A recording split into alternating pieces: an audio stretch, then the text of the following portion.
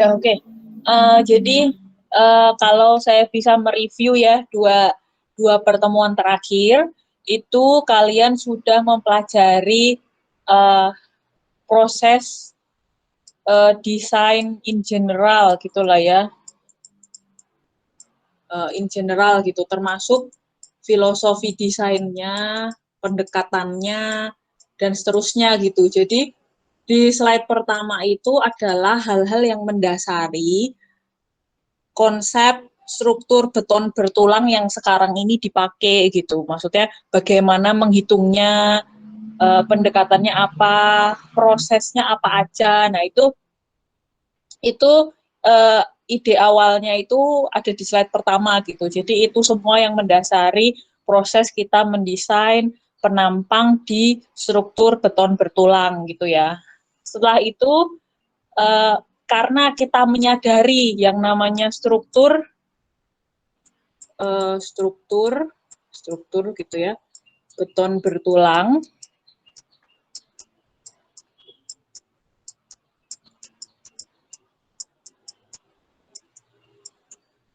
itu kan terdiri dari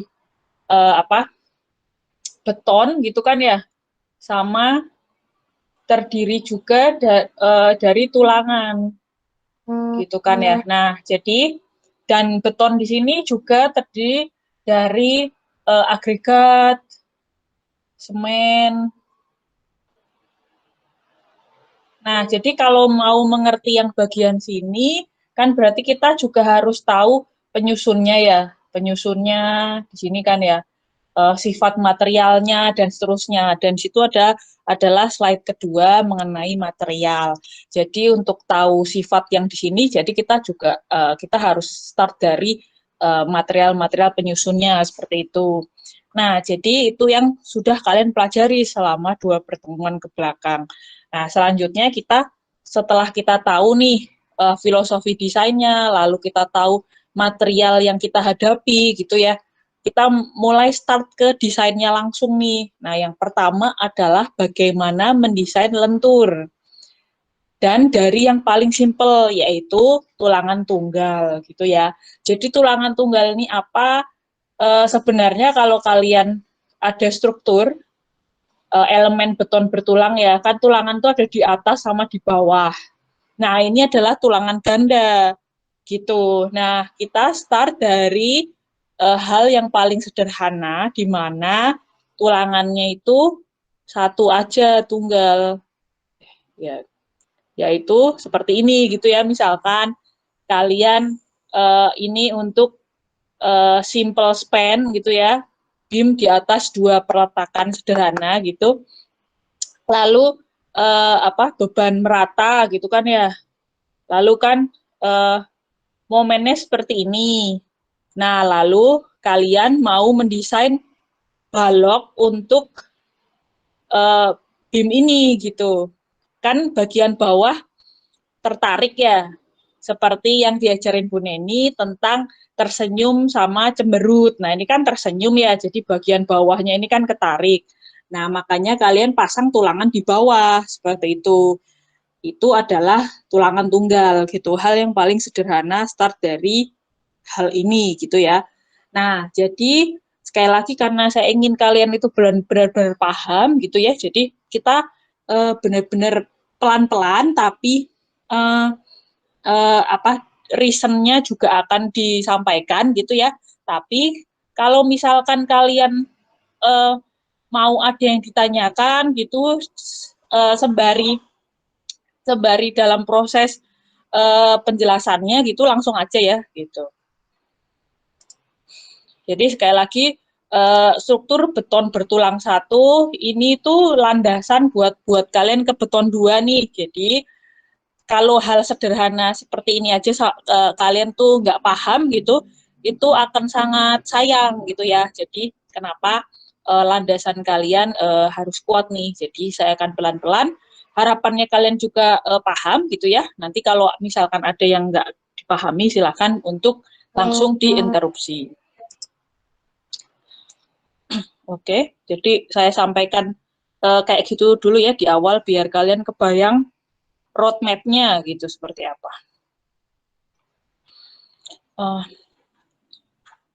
Gracia Keles Stella Angelin, bisa tolong bacain? Semua elemen struktur yaitu balok, pelat, dan kolom akan mengalami aksi lentur akibat adanya beban luar yang bekerja. Gaya dalam pada balok. Balok yang diberi beban seperti pada gambar 3.1.a, maka gaya dalam pada balok tersebut seperti gambar 3.1b. Tinjau potongan A, pada potongan tersebut terdapat momen lentur M dan gaya geser V. Momen dapat ditinjau sebagai gaya kopel dengan jarak lengan momen JD, gambar 3.1.C, dan gambar 3.1.D. Keseimbangan horizontal pada free body atau CT sama dengan 0 atau T. Momen di lokasi gaya tarik T bekerja, M sama dengan CJD. Momen di lokasi gaya tekan C bekerja, M sama dengan TJD. Oke, terima kasih Gracia Keles Stella Angelin. Ini kan lentur ini kan momen gitu kan ya. Nah, jadi hampir semua elemen yang mengalami lentur itu harus kita rencanakan kayak gini nih gitu. Apalagi kalau elemennya elemen beton gitu ya. Gitu. Jadi balok bisa mengalami lentur, bisa banget dong. Pelat juga bisa gitu kan ya. Kolom juga bisa gitu. Jadi hampir semua elemen gitu itu mengalami lentur gitu. Nah, terus kalau misalkan nih ada elemen mengalami lentur, gimana kita ngedesainnya gitu ya. Jadi sekarang kita ngomongin balok dulu gitulah ya. Dari sesuatu yang sangat sederhana, di mana balok itu memang tujuannya adalah dominannya menahan lentur. Ini ceritanya adalah ada suatu balok gitu ya. Ada suatu balok, lalu definisi balok itu adalah dia dominan lentur, sedangkan aksialnya itu 0 atau ada tapi cuma 10%-nya gitu ya. Jadi benar-benar aksialnya itu nggak dominan, tetapi lenturnya dominan, itulah balok gitu ya. Definisi balok seperti itu. Jadi kalau misalkan kalian menemukan suatu elemen mengalami lentur, tapi aksialnya juga dominan. Nah, itu kalian harus mengkategorikan elemen tersebut sebagai kolom. Walaupun ternyata sebenarnya bentuknya balok nih, tapi dia dominannya aksial tekannya tinggi banget, misalkan sampai 50% gitu. Pokoknya di atas 10% lah ya, itu aksialnya itu udah dominan. Jadi kalian harus mengkategorikan hal itu, maksudnya harus mentreatment lah ya, menganggap dia sebagai kolom. Nah, jadi kalian harus perhitungan pendekatan kolom gitu loh. Nah, kalau balok di sini sekali lagi dia tidak dominan aksial. Kalau ada aksial itu cuma kecil, kurang dari 10% AGFC prime-nya lah gitu. Oke, jadi dia dominan lentur gitu ya. Nah, ceritanya di sini itu ada suatu balok menerima beban merata gitu ya, sama menerima ini beban terpusat gitu ya. Ada beban merata, ada beban terpusat. Nah, lalu kalian statika ya. Ini kan kalian statika aja gitu kan. Potong bagian ini, bagian potongan A gitu kan ya. Lihat kanan gitu kan ya, atau lihat kiri gitu kan ya. Ya awalnya kalau statika kalian harus cari reaksi perletakan dulu ya, habis itu kalian potong lihat kanan atau lihat kiri gitu kan ya.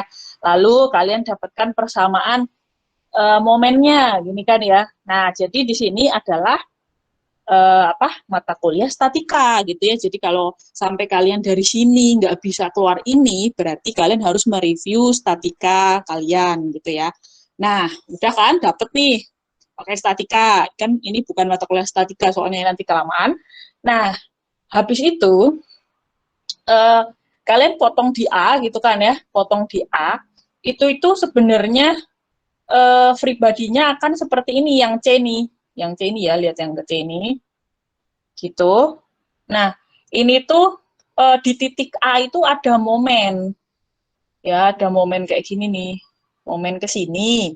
Nah, yang jelas kesetimbangan kan ya, pasti yang bagian potongan lainnya ada yang yang counter gitu kan, seperti ini gitu. Nah, di apa? Di section A sendiri itu kan ada geser juga. Ini kan kalian juga bisa statikain ya di sini. Ini kan baru diagram momen kan. Nah, kalian kan bisa bikin diagram gesernya gitu kan ya. Nah, apa? Ya misalkan gini lah ya. Misalkan gini gitu kan. Lalu si A ini kan eh, eh, misalkan ini A-nya nggak tepat di tengah-tengah gitu ya, jadi nggak nol gitu. Nah, jadi di sini juga ada geser nih, ada geser. Nah, jangan lupa ada kebalikannya ya, karena selalu kita itu struktur itu setimbang. Jadi kalau yang bagian sisi yang kiri itu ada geser ke bawah, sisi yang kanan ada geser ke atas gitu ya. Nah, si momennya ini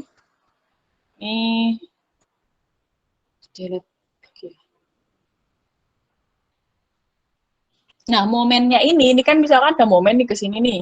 Momennya ini di counter sama si penampangnya dengan cara aksi couple. Aksi couple itu eh, couple itu kan pasangan ya, jadi aksi yang berpasangan gitu ya. Nah ini adalah compression sama tension. Jadi ini si momen yang di sini nih itu direspon sama si penampangnya itu dengan cara mengeluarkan ini bagian bawah dia keluarin tension itu gaya gitu ya, gaya tension. Bagian atas gaya compression gitu ya. Nah, jadi momennya itu kan ya kalau kalian ada gini lalu ada gini lah ya. Lalu ini ada jarak. Misalkan oh ini ada jaraknya JD ya, JD. C sama T. Nah, ini itu kan kalau sigma momenin kan bisa kalian di titik T misalkan kan, misalkan sigma momen di titik T. Berarti kan eh, ini ya misalkan sigma momen di titik T. Berarti kan eh, sigma momennya kan C dikali JD kan, gitu. Mau sigma momen di titik C juga boleh. Jadi T kali JD gitu kan.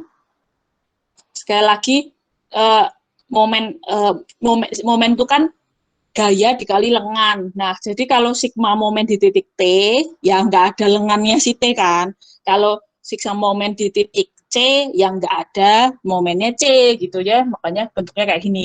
Atau mau sigma momen di tengah-tengah, sama aja. Nah, kalau sigma momen di tengah-tengah, C sama T ada lengannya. Dia jadinya C dikalikan jarak setengah JD ya. Di, ditambah berarti ya. Ya, ditambah ya, masih searah T dikali setengah JD gitu. Jadi mau nomor 1, apa nomor 2, apa nomor 3 sama aja ya. Ini cuma sigma momen di suatu titik gitu ya. Nah, gitu. Ya, jadi yang dijelasin tadi sama Gracia tadi itu adalah itu tadi. Kita bisa ngelihat nih keseimbangan horizontal pada pribadi di mana C dikurangi T sama dengan 0, pasti C sama dengan T dong. Jadi kita lihat lagi ya. Nah, kalau di statika itu kan kita selalu ada ya sigma sigma H sama dengan 0, sigma V sama dengan 0, lalu sigma momen sama dengan 0. Nah, itu juga berlaku tuh gitu ya. Tadi yang tadi kita udah bahas itu sigma momen sama dengan 0. Jadi ada gaya luar sebesar momen yang ini sama dengan nolnya itu direspon dengan momen yang sama gitu kan ya, sama si penampang dengan cara mengeluarkan aksi couple ini gitu. Makanya nilainya harus sama dong, kan mau setimbang nih, makanya nilainya baik C kali JD atau T kali JD atau setengah JD ditambah C plus T ini ya, ini hasilnya sama semua gitu. Pokoknya harus sama dengan 0 itu ya sekian ini angkanya gitu ya. itu sigma momen sama dengan 0. Sedangkan kita juga punya rumus sigma H nih sama dengan 0. Nah, kalau kita terapkan sigma H sama dengan 0, berarti kan C harus sama dengan T dong gitu. Kalau enggak, struktur kalian itu gerak-gerak. Jadi, kenapa ada kesetimbangan ini sama ini, itu karena struktur kita itu ya setimbang, diem di situ. Kalau sampai enggak setimbang, itu struktur kalian berarti gerak-gerak. Kan enggak, kalau kan enggak ya, struktur kalian tuh tetap pada tempatnya karena kesetimbangan itu berlaku, itu tadi ya. Nah, jadi dengan sigma H sama dengan 0, pasti C sama dengan T dong, gitu kan. Lalu, sigma momen sama dengan 0, jadi momen gaya luar yang bekerja tadi harus dilawan berapa sih sama si penampang, gitu kan ya, dengan si aksi kopel tadi. Nah, harus berapa dilawannya? Itu pakai ini tadi ya, C kali CD, T kali CD, atau mau kesetimbangan yang di tengah-tengah pakai ini kan gitu, atau mau kesetimbangan di ini 0,1 jarak 0,1 misalkan, mau kalian kesetimbangan di sini gitu ya, jalan itu juga bebas, pokoknya nanti nilainya akan sama gitu ya. Jadi sebenarnya konsep struktur itu selalu konsisten gitu ya. Jadi sigma momen sama dengan 0, sigma H sama dengan 0, sigma V sama dengan 0 itu berlaku di semua mata kuliah gitu. Nggak ada yang kontradiksi lah ya gitu. Kontradiktif ya, nggak ada yang kontra gitu. Oke, jadi dapatkan idenya ya. Jadi momen yang luar itu harus kita lawan gitu dengan cara sama juga angkanya. Itu adalah hukum aksi sama dengan reaksi ya. Jadi kayak hukum ketiga Newton tuh gitu. Makanya kenapa setimbang gitu ya. Jadi kalau kita dipukul 10 kilonewton ya kita tuh akan memberikan reaksi 10 kilonewton gitu loh maksudnya. Gitu ya. Jadi gimana sih proses penampang itu bisa melawan beban? Ini kondisinya lentur itu seperti itu. Kalau misalkan masih ada nggak ngerti, silakan ditanyakan ya. Langsung aja.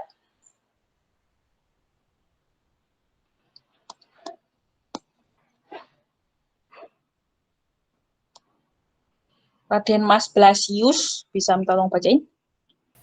Baik, Bu. Distribusi tegangan normal pada penampang akibat momen lentur M, gambar 3.2. Berdasarkan teori balok elastik adalah sebagai berikut.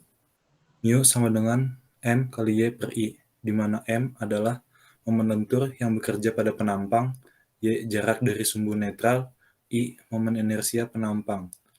Bila telah terjadi retak, maka distribusi tegangan pada gambar 3.2 tidak berlaku lagi.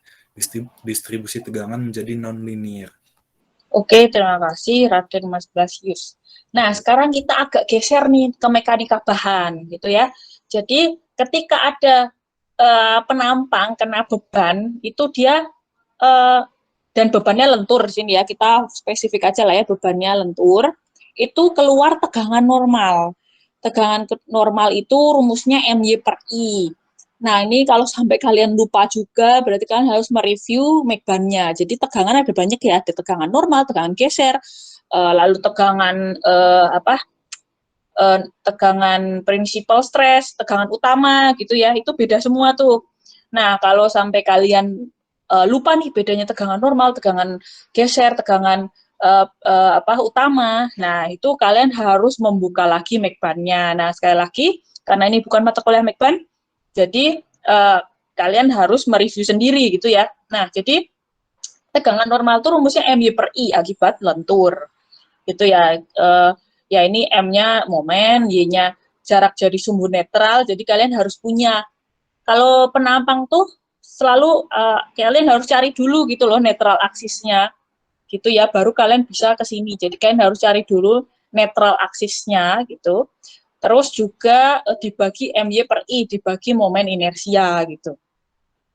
Nah, kalau di mekanika bahan itu distribusi tegangan yang kalian pelajari itu linier, karena di mekanika bahan itu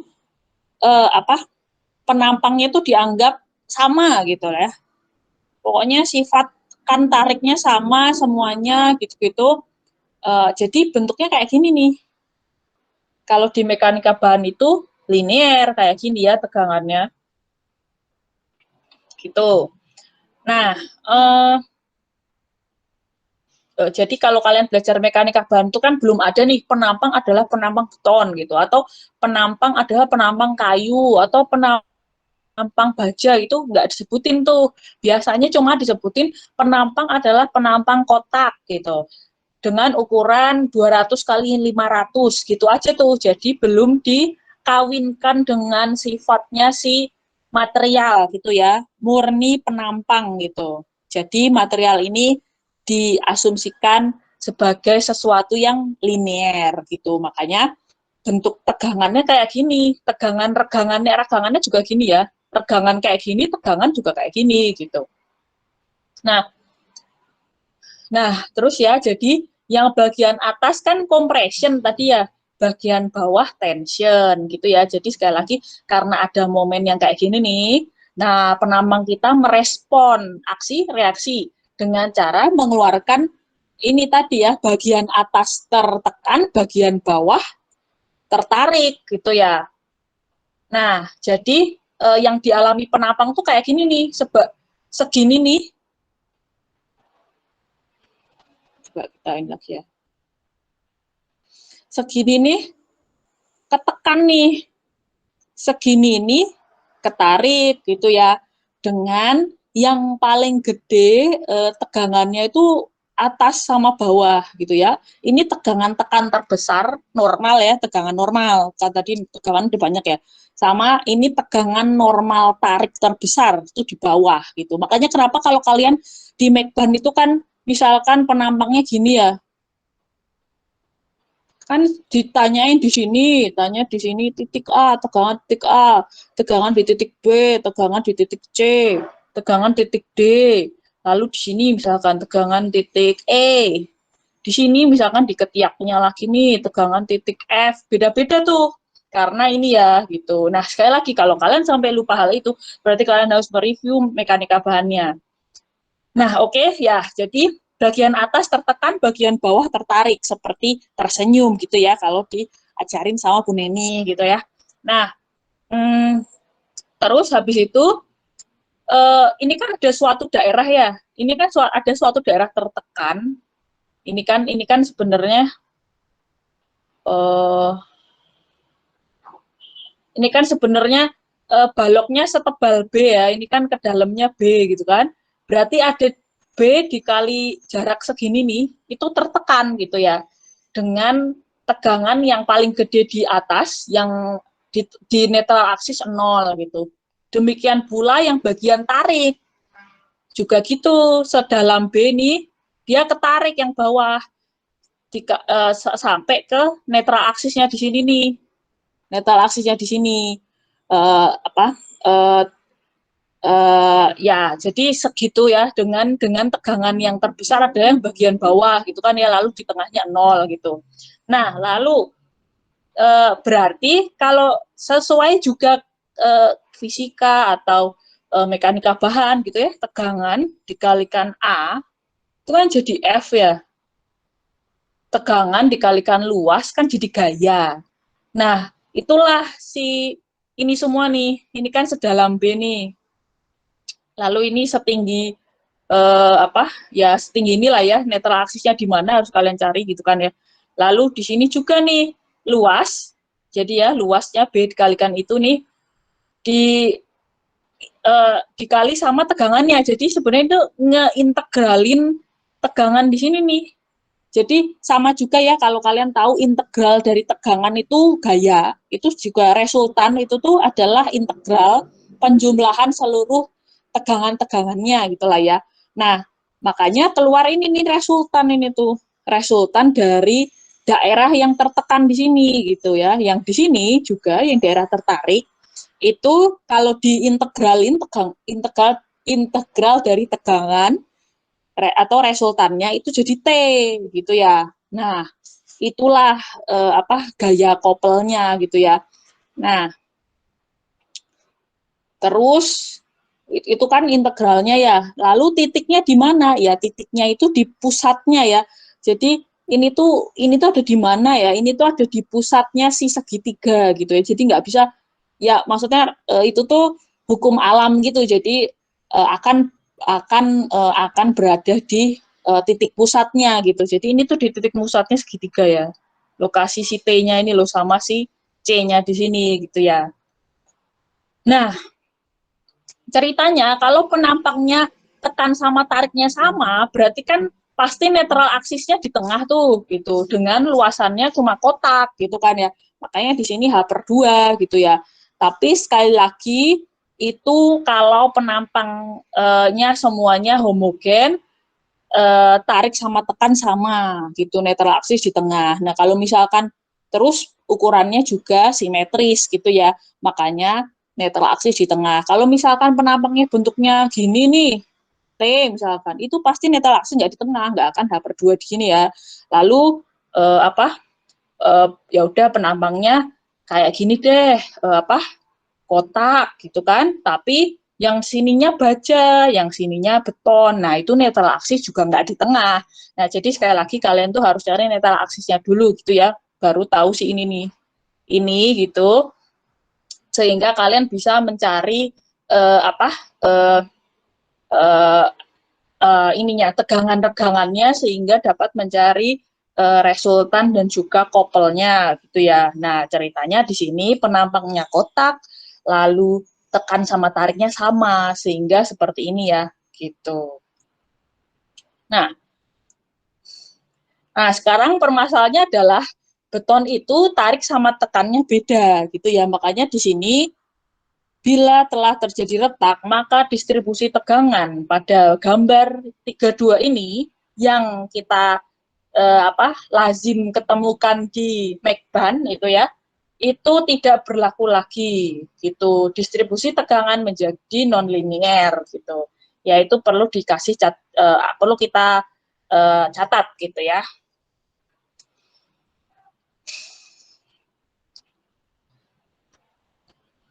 Moza Destita Pasya bisa tolong bacain? Teori lentur pada beton bertulang. Asumsi dasar teori lentur.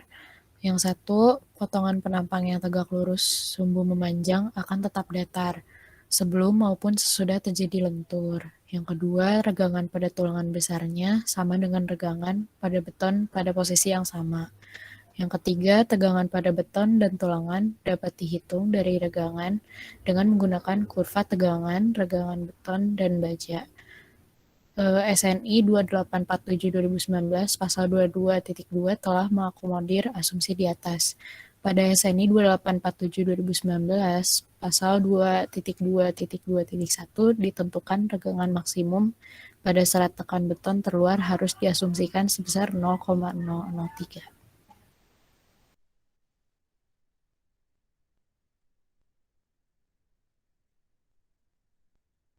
Ya, oke, terima kasih. Nah, jadi dalam merumuskan teori lentur yang udah berkembang di yang udah diyakini sampai sekarang lah ya, rumus-rumus yang ada sekarang ini gitu lah ya, yang udah diturunin itu ada asumsi yang ditarik, maksudnya asumsi yang diambil nih dalam menurunkan rumus itu gitu. Ceritanya pertama adalah penampang tegak lurus sumbu memanjang akan tetap datar sebelum maupun sesudah terjadi lentur. Ya, jadi penampangnya tuh datar gitu loh.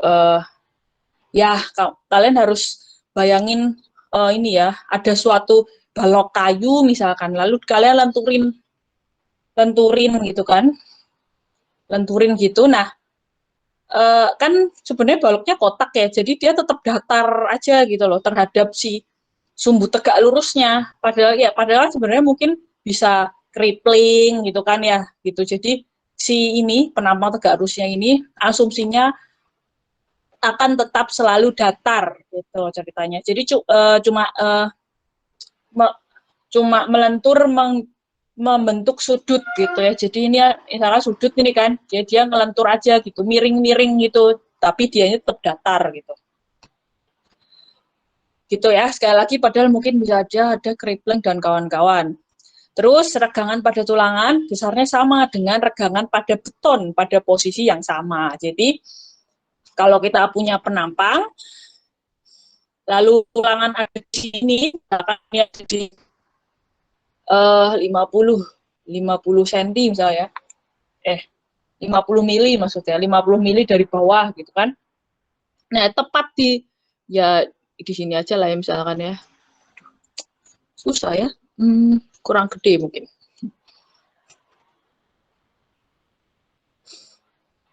Ya, misalkan segini nih, biar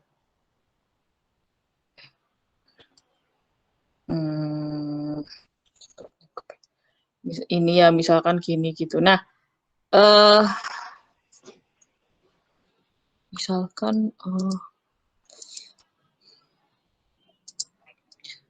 di titik ini nih, kan ini kan ada si tulangan sama ada si beton gitu kan ya. Nah, di sini tuh regangan di sini nih gitu, itu besarnya sama gitu. Jadi regangan beton sama dengan regangan baja di titik itu gitu ya. Jadi di titik yang sama regangan beton sama bajanya sama, itu asumsi kedua. Ya mungkin kan sebenarnya mungkin ada selip dan kawan-kawan gitu loh, tapi dengan catatan sekarang ini nggak ada selip gitu ya. Selip itu ini ya kayak gelincir aja gitu ya. Jadi karena gripnya lepas jadinya selip gitu. Jadi kan sebenarnya bisa kayak gitu ya si baja sama si beton gitu. Tapi sekarang asumsinya nggak ada tuh. Jadi regangan beton sama dengan regangan baja di titik yang sama. Terus tegangan pada beton dan tulangan dapat dihitung dari regangan dengan menggunakan kurva tegangan regangan beton dan baja. Ya, jadi asumsi ketiga adalah kita itu punya diagram tegangan-regangan. Jadi kalau kita punya regangan, berarti kita bisa ngitung tegangan dong. Nah gitu, jadi asumsi ketiga adalah tegangannya itu tuh dapat dihitung dari kurva tegangan-regangan gitu. Itu asumsi ketiga.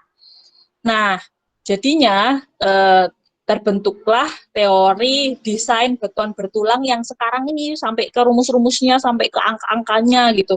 Itu asumsi yang diambil adalah 3 ini gitu ya. Jadi sekali lagi bisa aja sebenarnya kondisinya itu nggak ideal, tapi dalam mendesain ini gitu ya,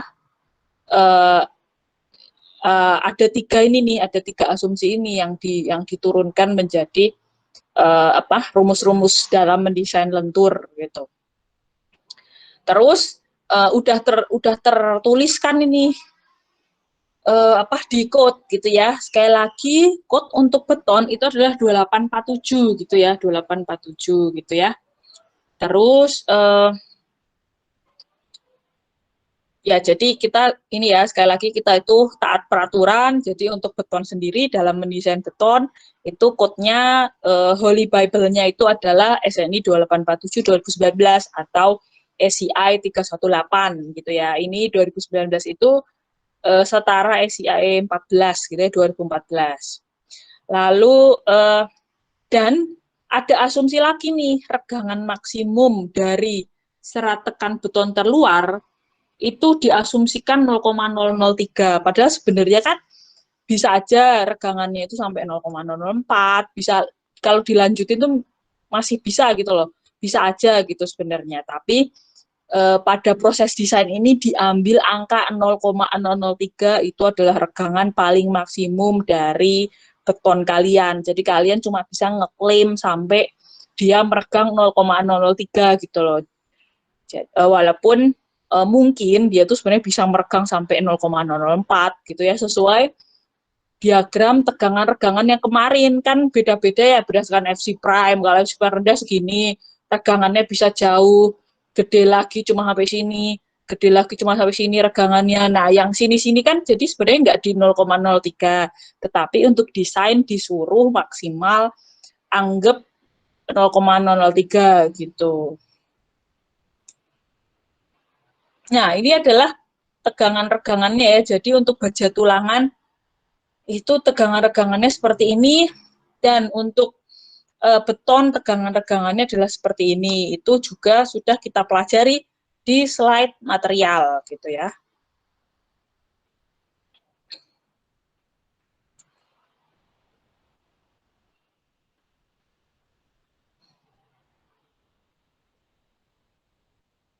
Jovianus Jusniwan bisa untuk bacain? Bisa, Bu. Suatu balok saat diberi beban dan belum terjadi retak, nilai regangan yang terjadi sangat kecil, sehingga distribusi tegangan masih linear, gambar 3.4a. Pada kondisi ini, hubungan momen dan kelengkungan pada penampang juga linear. Bila beban yang bekerja terus dinaikkan, maka akan terjadi retak pada bagian tepi bawah penampang yang mengalami momen maksimum. Keretakan terjadi saat tegangan tarik mencapai kuat tarik beton. Gaya tarik pada beton di lokasi retak akan ditransfer ke baja tulangan, sehingga efektivitas beton dalam menahan momen berkurang. Kondisi ini dapat dilihat pada gambar 3.5 segmen B, C, D, di mana distribusi tegangan masih mendekati linear. Bila beban terus ditingkatkan, maka baja tulangan akan meleleh. Pada kondisi ini, kelengkungan akan bertambah dengan cepat, sedangkan pada momen hanya terjadi sedikit peningkatan, hingga pada akhirnya akan terjadi kondisi runtuh. Gambar 3.5 segmen DE. Oke, terima kasih Jovian Jusniwan. Oh ya, ini intermezzo aja ya. Jadi kalau yang kita jumpai di teknik sipil itu momen, tapi kalau yang di momen itu momen-momen indah bersamanya gitu ya. Maksudnya pronounce-nya beda nih. Jadi kalau mau gaya itu momen, kalau momen itu kalau kalian ngomongin kenangan gitu ya, itu momen gitu. Ya itu intermezzo aja tuh. Nah, jadi ini ceritanya nih, coba deh kita punya balok, lalu bebannya tuh incremental tuh, dari awalnya cuma bebannya ecek-ecek nih, lalu kalian tingkatin terus gitu. Gimana sih yang terjadi? Nah, itu yang dijelasin sama Jovian Jusniwan tadi. Nah, tadi katanya Jovian tadi ya, awalnya balok diberi beban nih, bebannya ecek-ecek, belum terjadi retak gitu ya, karena bebannya terlalu kecil gitu lah ya. Nilai regangan yang terjadi sangat kecil, sehingga distribusi tegangan masih linier gitu ya, gambar 34A. Nah, jadi kayak gini nih, ini gambar pertama gitu ya. Jadi kita kasih gaya, tapi gayanya cuma kecil gitu, yang cuma ecek-ecek banget buat si baloknya gitu ya. Ya udah, dia meregang nih gitu ya, tapi regangannya juga cuma kecil kan, bebannya cuma itu tadi ya, cuma ecek-ecek gitu ya. Jadi bentuk diagram regangannya kayak gini. Lalu karena dia masih linier, tegangannya pun juga masih linier kayak gini ya. Jadi sama nih bentuk regangan, diagram regangan sama tegangannya sama karena dia masih linier. Sekali lagi kalau bebannya masih ecek-ecek, dia masih linier.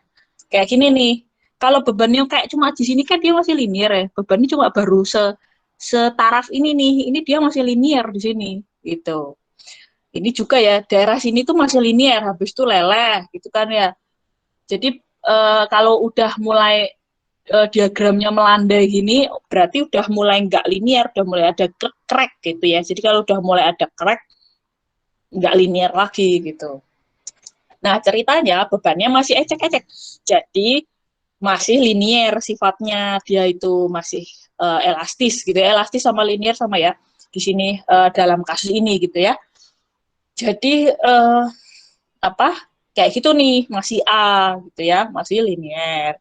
Lalu bebannya ditambahin sama Jovian tadi, bebannya ditambahin makin gede gitu kan ya, hingga terjadi ini ya, retak gitu.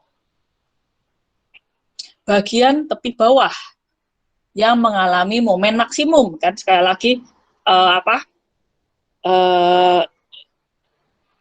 yang paling menderita tadi kan serat atas sama bawah ya gitu. Jadi kan ya kan ini kan gayanya momen positif ya, yang tersenyum itu. Jadi kan yang crack yang bawah, yang ketarik yang bawah. Jadi yang crack yang bawah. Nah, jadi awalnya bebannya ecek-ecek diperbesar sampai bikin retak di sini nih. Ya inilah ya gambar retak-retaknya ini. Mulai kebikin diretak, maksudnya mulai kebikin retak di bawah. Nah, retaknya di bagian tarik kan ya, karena momen positif, tersenyum gitu ya. Nah, bagaimana bentuk diagram regangannya? Diagram regangannya awalnya kan gini ya, jadi kalau digambarin tuh, awalnya tuh gini nih. Nah, kalau terus nanti bebannya ditingkatin, jadi gini. Tambah tingkatin lagi jadi gede lagi gitu loh. Jadi ini tuh membesar gini ya. Nah, ginilah ya, itu maksudnya. Jadi makin gede nih regangannya. Kan gaya kalian tingkatin kan ya. Jadi regangannya makin gede kayak gini gitu ya. Nah, lalu crack. Nah, kalau crack itu udah nggak linear lagi. Si tegangannya itu kalau di beton bertulang itu jadi kayak gini tegangannya. Gitu. Jadi ya karena udah crack ya.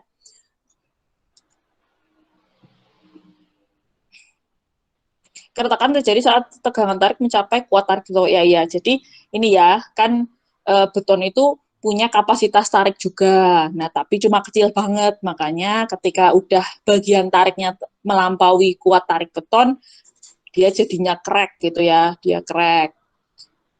Terus ketika dia crack, kan sebenarnya beton itu ada cover ya. Ini misalkan tulangan di sini nih. Ini cover selimut beton kalau belum tahu ya, misalkan 40 ya misalkan aja lah ya. Lalu di sini crack kan. Nah, ini kan kena tulangan nih.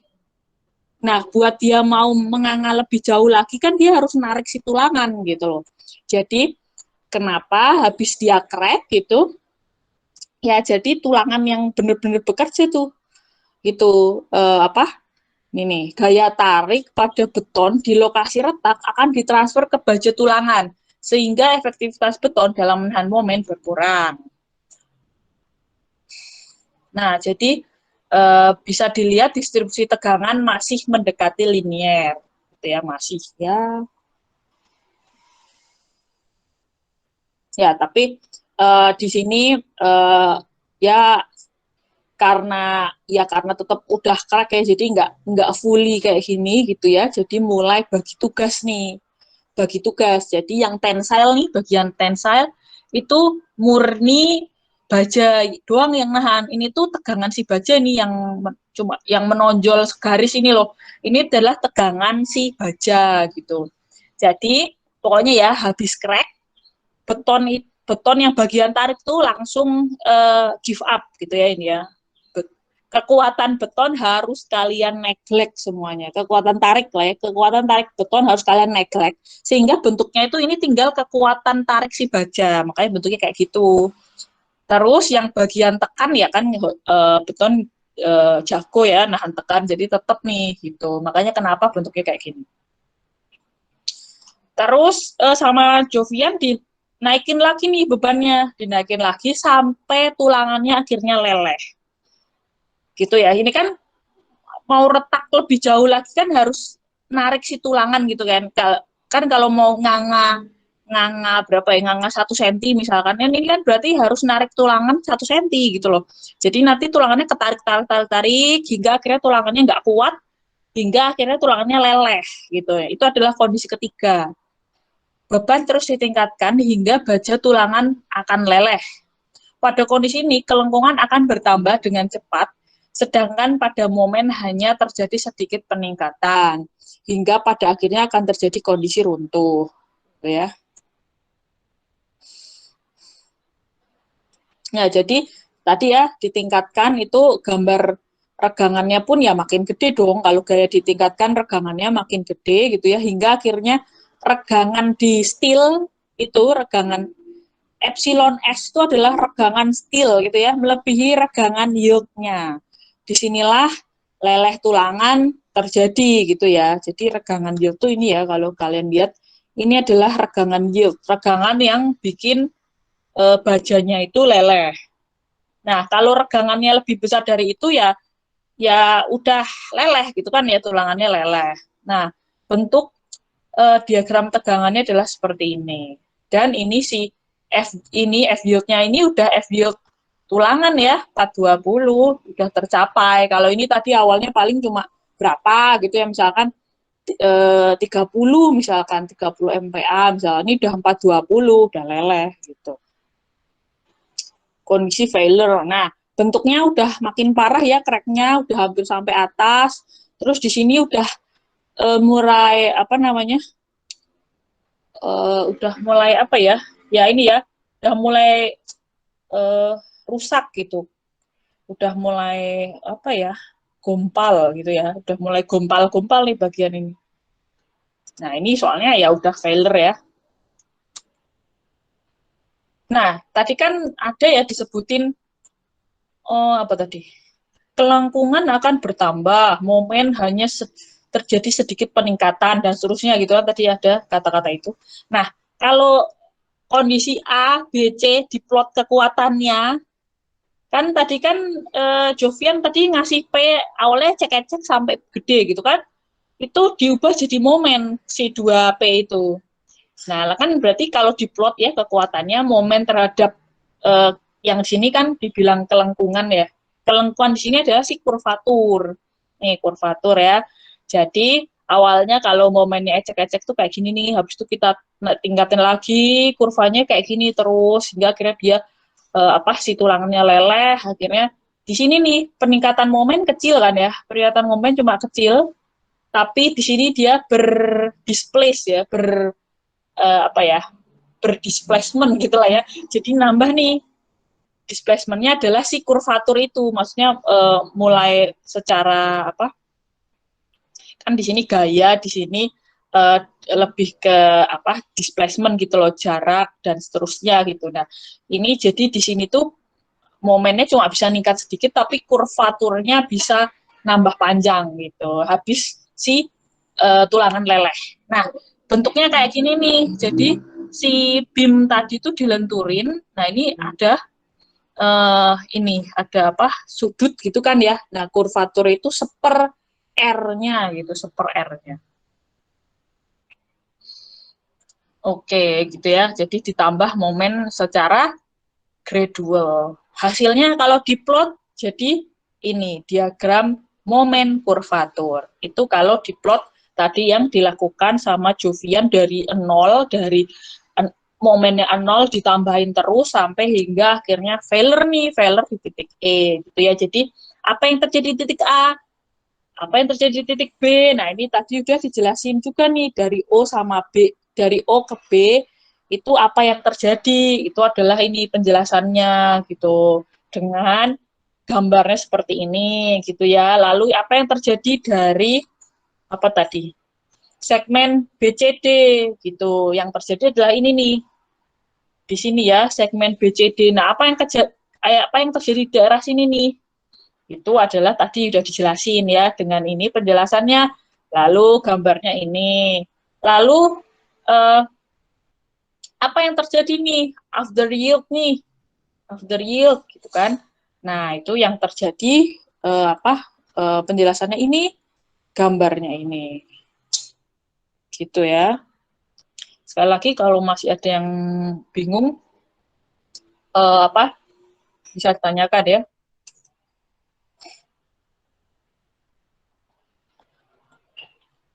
Fernando Rasimin bisa baca. Untuk mencegah keruntuhan tiba-tiba, setidaknya diperlukan tulangan minimum yang disyaratkan dalam SNI 2847/2019 pasal 9.6.1.3 dengan luas tulangan minimum 0,25 dikali akar FC prime per FY kali BW kali D, dan AS minimal harus lebih besar dari 1,4 per FY kali BW kali D. Oke, terima kasih. Nah, sekali lagi peraturan itu malah membantu kita biar kita itu nggak pusing-pusing mikirin banyak hal, tetapi struktur kita tetap aman gitu ya. Jadi peraturan itu emang ngatur-ngatur kita, tapi sebenarnya memastikan desain kita itu aman gitu ya. Nah, jadi uh, peraturan tuh bilang AS minimum tuh harus sekian gitu. Jadi nanti kan kita sebenarnya punya ini ya, ya ini misalkan tadi di daerah sini nih momennya masih ecek-ecek gitu kan ya. Ternyata kan kan melawan momen itu kan aksi couple di sini kan. Nah kalau momennya ecek-ecek kan berarti tensionnya cuma kecil. Sedangkan tension ini kan nanti bakal ditahan sama tulangan. Bisa jadi nih setelah kalian ngitung-ngitung ternyata cuma butuh tulangan D10 satu biji gitu kan. Gitu. Nah, jadi cuma sedikit banget tuh tulangannya karena ya memang momennya cuma kecil gitu kan ya. Nah, tetapi peraturan tuh bilang minimal AS-nya harus sekian nih ya dan harus sekian gitu. Jadi ini adalah AS minimum yang diatur peraturan biar enggak ini biar mencegah keruntuhan tiba-tiba gitu. Nah, tapi kalau momennya gede ya pasti tulangan kalian butuhnya banyak ya. Pasti akan lebih dari AS minimum.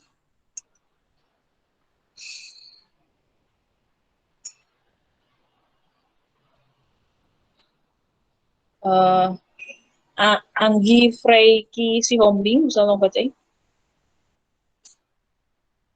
Bisa, Bu. Teori lentur pada desain terdapat 3 asumsi yang menyederhanakan. 1. Tegangan tarik diabaikan. 2. Penampang mencapai kekuatan lentur nominal pada saat tegangan serat tekan terluar mencapai maksimum. Sigma, itu sigma ya, Bu?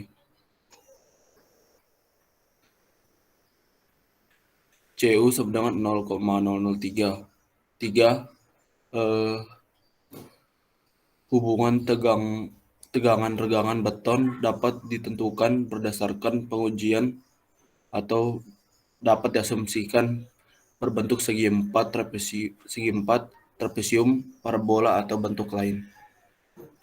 Bentuk blok tegangan pada kondisi ultimate dinyatakan dalam 3 konstanta seperti pada gambar 3.6.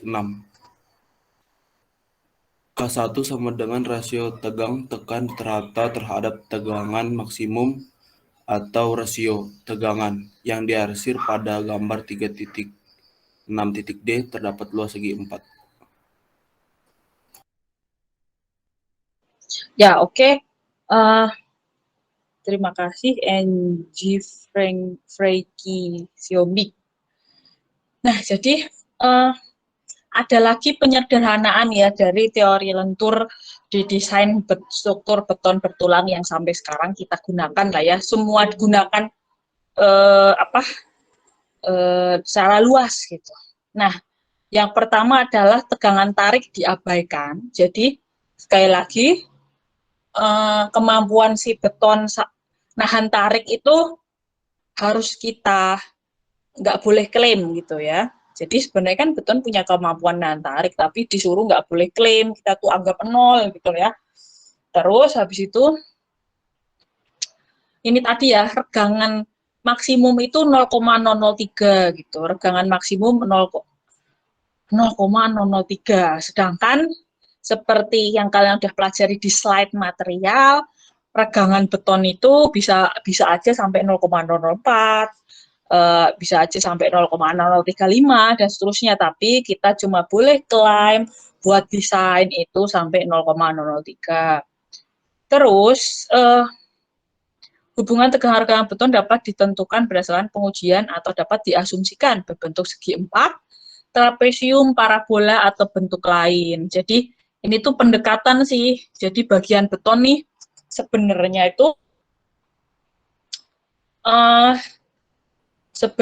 itu bentuknya adalah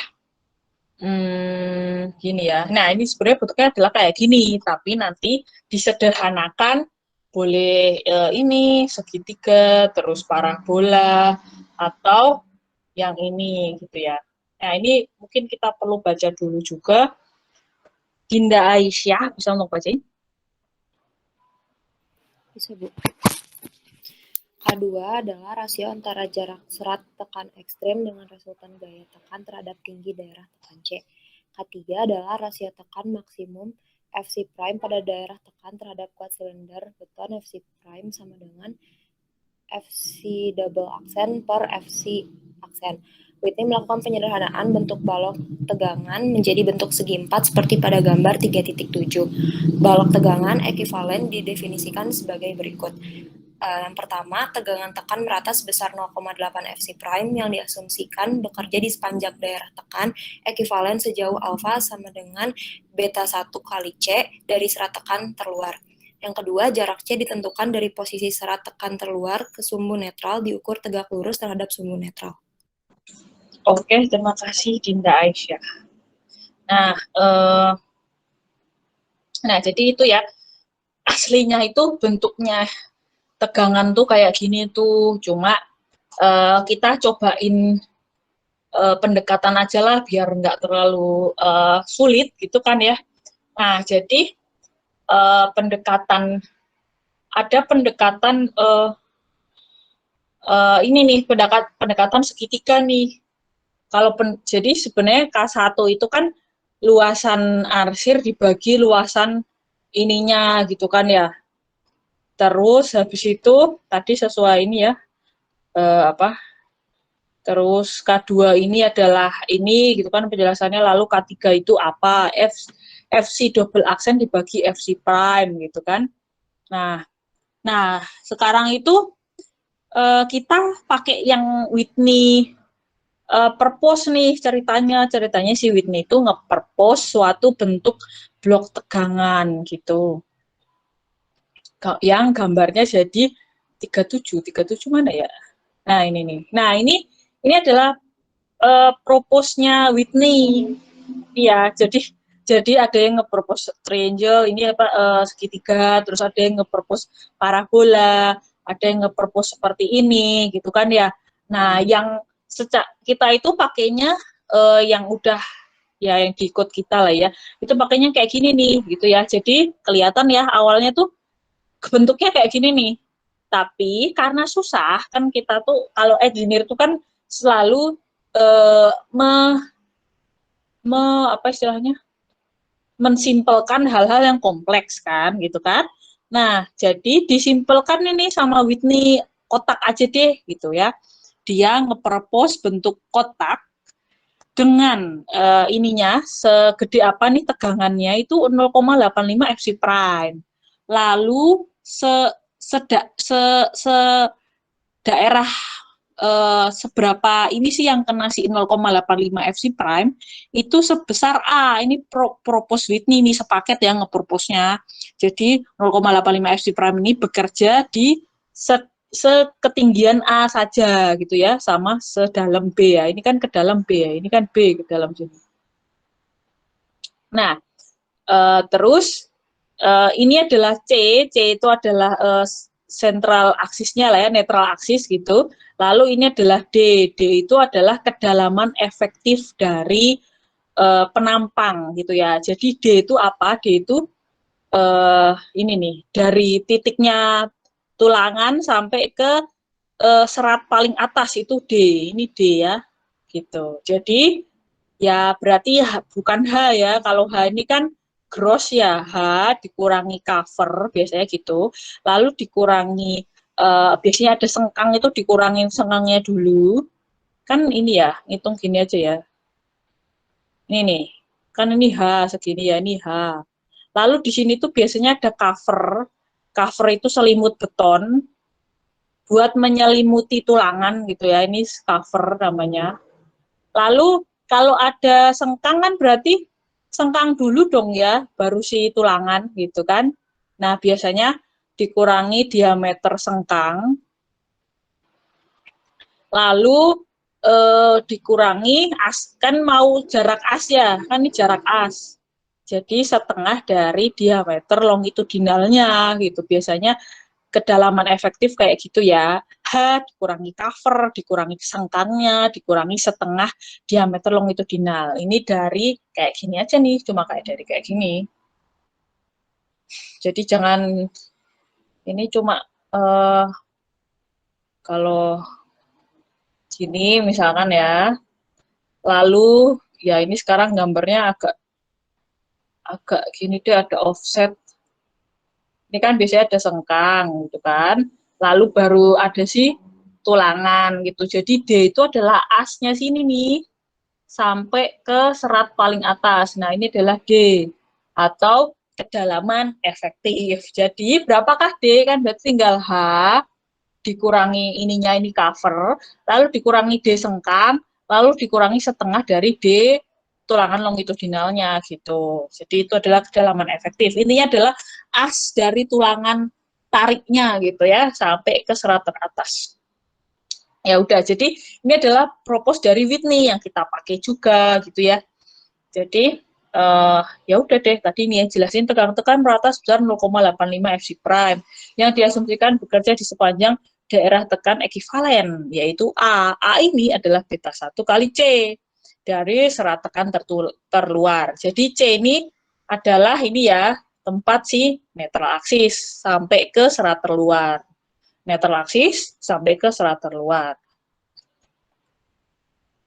Terus, nah ini sudah dijelasin ya, jaraknya ditentukan dari posisi serat tekan terluar ke sumbu netral, diukur tegak lurus terhadap sumbu netral. Ya udah deh, jadi istilahnya adalah si Whitney itu melakukan pendekatan, jadi kira-kira ini kalau saya sederhanakan pakai kotak nih, gitu, itu kotaknya ukuran berapa sih gitu. Jadi itu yang dilakukan si Whitney gitu ya. Gitu. Jadi ini adalah penampangnya, ini adalah regangannya, diagram regangan, lalu ini adalah diagram tegangannya, dan ini adalah resultannya, ini diagram gayanya. Gaya-gaya di sini adalah resultan dari tegangan di sini gitu ya. Jadi daerah yang ini nih diresultanin dia adalah CC. Jadi compression konkret ya, daerah konkret yang tertekan itu diresultanin ini ya, tegangan diresultanin jadi si gaya. Lalu ini sebenarnya ada daerah oh ya, jadi ini ya, kalau kalian dapat netral aksis, di atas netral aksis itu daerah tekan. Ya sekali lagi ini momen positif soalnya. Di bagian bawah netral aksis itu tarik gitu ya, itu tarik. Nah, berarti ini kan ada daerah konkret yang lewat dari netral aksis. Makanya di sini tuh tension konkret gitu.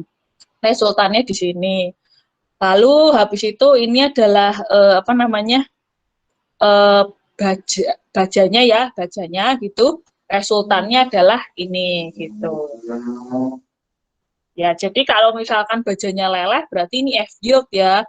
Jadi gaya di sini tinggal F yield dikalikan luas tulangan, itu adalah gaya di sini. Itu kalau tulangannya leleh. Itu ya, jadi seperti itu sebenarnya. Tapi biasanya ini kita neglect nih bagian tariknya beton. Nah, dengan apa yang dipropos sama si Whitney, kita tuh nggak sulit-sulit mikirin gambar tegangan yang kayak gini. Ini kan sulit banget ya, gimana ngitungnya kan? Nah, dengan si Whitney ini kita jadi lebih gampang nih ngitungnya. Nah, jadi ini adalah propos tegangannya si Whitney gitu ya. Nah, ini resultannya aja sama kayak tadi ya. Ini kan tegangan, ada resultan di sini, diagram gayanya itu yang resultan dari gayanya. Itu ya berarti kayak gini nih, resultan dari blok yang ini nih. Ini kan sebenarnya blok ini ya. Itu resultannya di sini dia jadi ini nih. Nah, ya udah kan resultannya kan tinggal ini ya, tinggal apa namanya?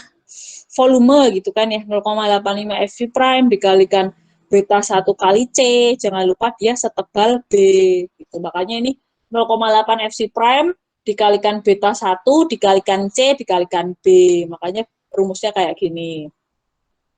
Terus sekali lagi resultan itu bekerja di pusat dari si stresnya gitu kan. Nah, ini kan bentuknya kotak ya.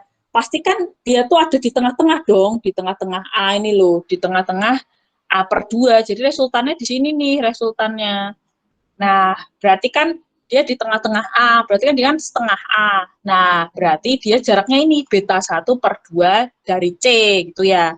Si A itu berapa sih, berapanya si C sih, kan A itu beta 1 kali C. Nah, setengah A berarti setengah beta 1 kali C. Lalu habis itu T ini letaknya di mana? Ya letaknya ada di as tulangan. Sekali lagi jarak as tulangan ke serat tertekan itu D. Jadi ya udah ini segini nih D. Gitu. Oke, jadi kalau kalian paham nih, ini nggak saya hafalin nih kayak gini C sama dengan 0,85 FC prime beta 1 CB ini nggak saya hafalin. Kalau saya gambar ini dan saya paham ini apa, rumus ini tuh keluar dengan sendirinya gitu di kepala saya gitu ya. Jadi kenapa kalau kalian paham itu sama sekali nggak perlu ngapalin gitu, dan itu akan sangat lebih mudah kalian understanding-nya dapat gitu ya, itu akan lebih mudah gitu, malah sama sekali nggak perlu ngapalin rumusnya apa.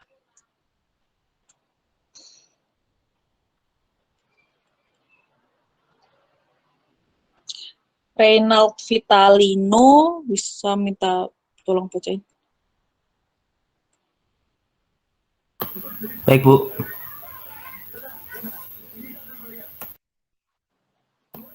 Diambil sesuai ketentuan berikut. Lihat gambar 3.8. 1. F aksen C lebih kecil daripada 28 MPa. Sama dengan B1 adalah 0,85. 2. 28 MPa lebih kecil daripada F aksen C lebih kecil daripada 56 MPa. Terus B1 sama dengan 0,85 kurangi 0,05 kali F aksen C kurangi 28 MPa dibagi 7 MPa.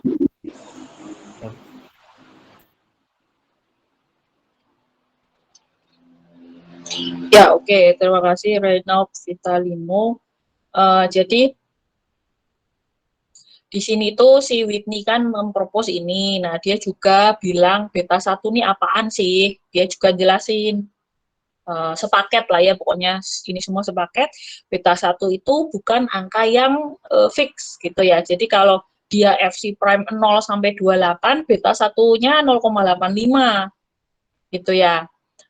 Tetapi kalau lebih dari 56 FC prime berarti kan beton mutu tinggi ya, beta 1-nya 0,65 nih ya, 0,65.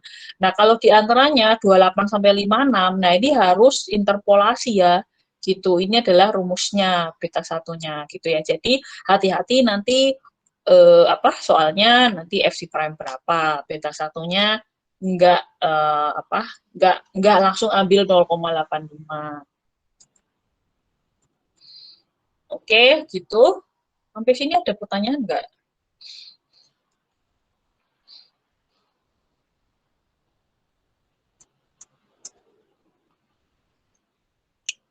Nggak ada, saya lanjutin ya. Agung Rahmat Hadiah, bisa untuk bacain?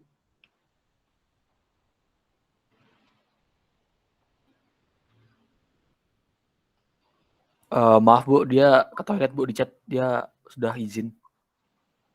Oh.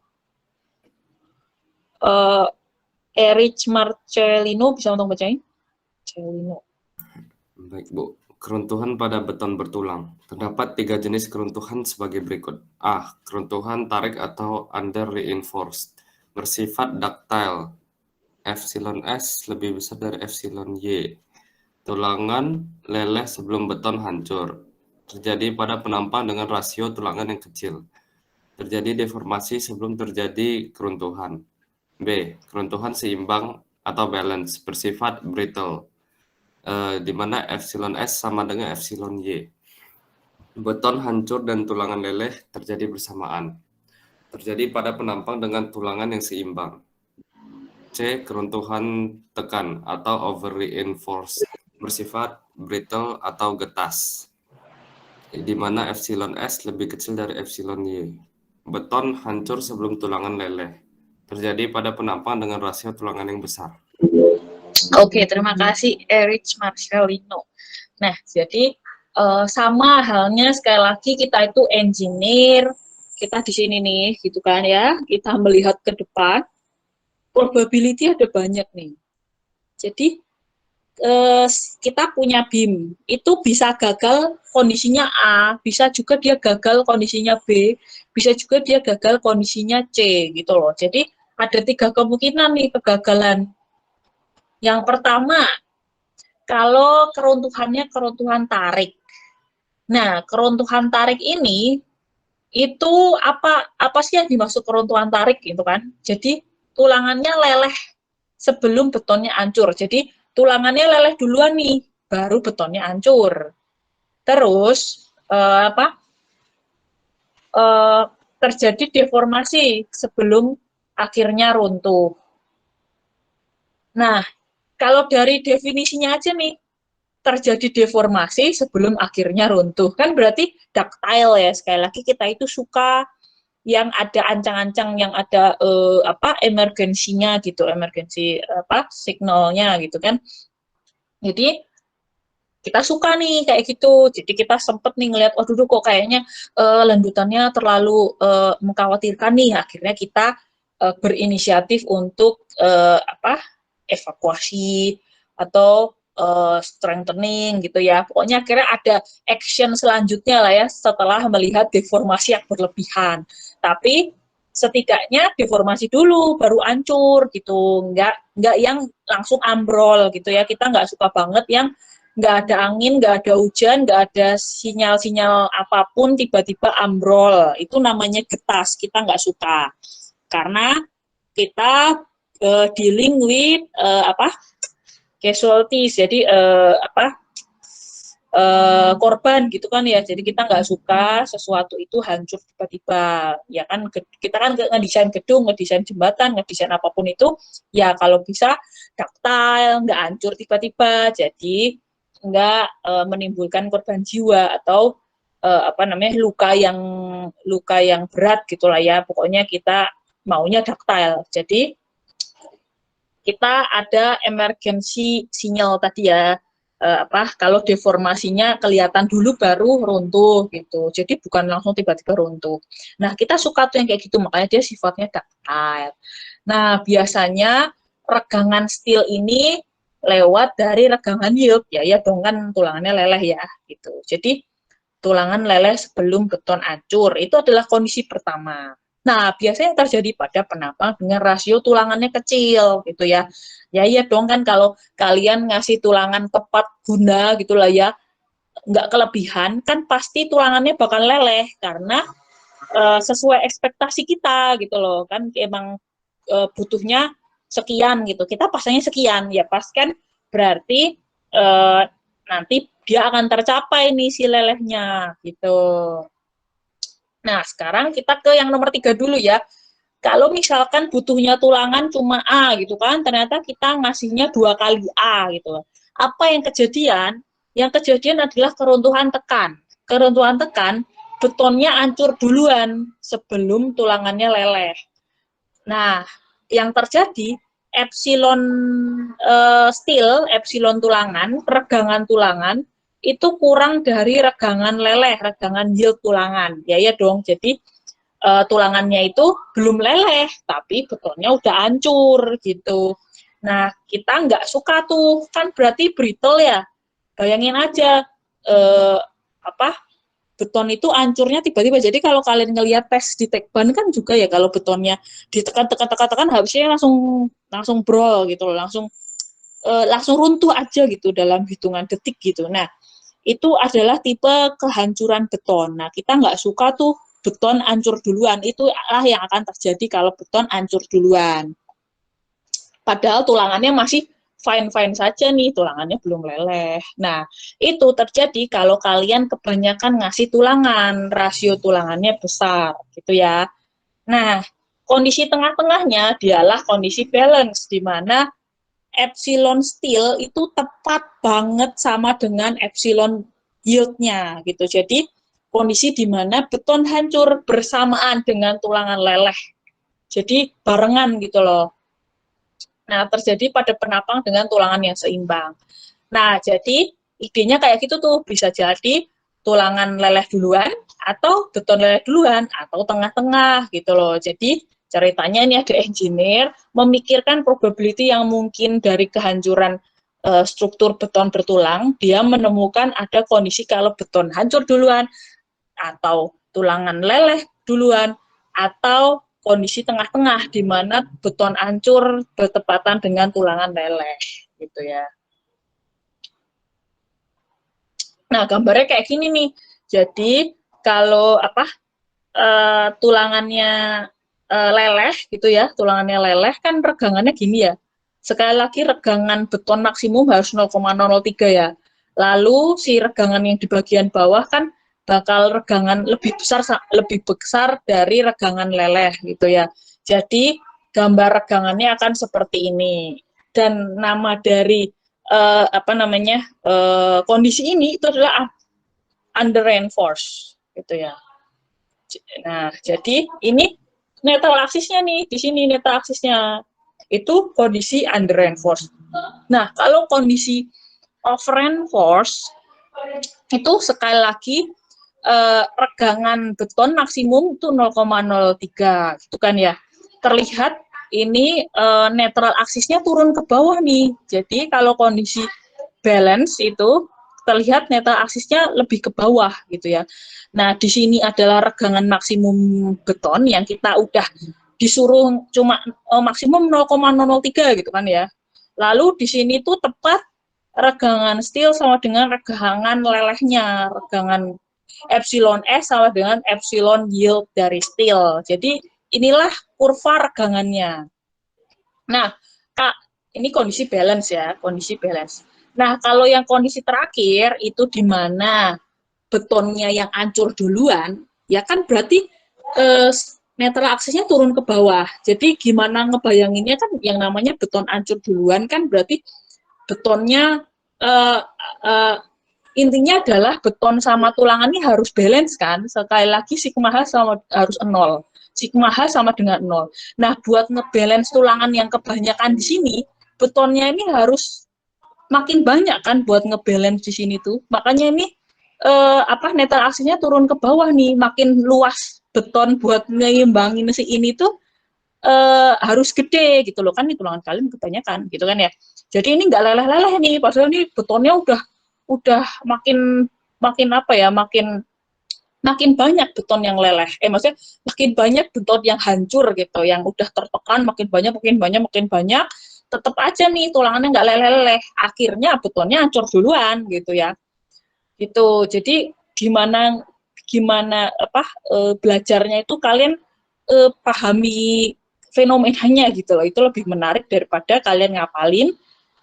Lebih ngerti juga, lalu kalian bisa mendapatkan pola pikirnya, itu ya yang penting ya. Jadi kayak gini tuh kenapa kok ini netral aksisnya turun ke bawah, kenapa kok ini netral aksisnya agak di atas, soalnya sekali lagi itu adalah sigma H sama dengan 0. Jadi kalau di sini lawannya cuma inilah ya, lawannya kecil gitu, jadi si